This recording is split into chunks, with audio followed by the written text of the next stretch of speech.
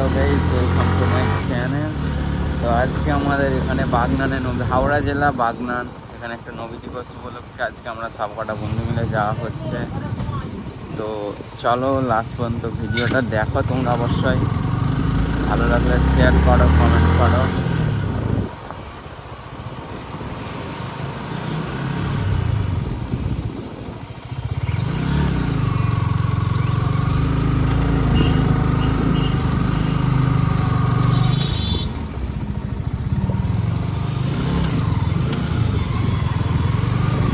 তো এখানে আমাদের পাড়ার ছেলেরা ওয়েট করছে।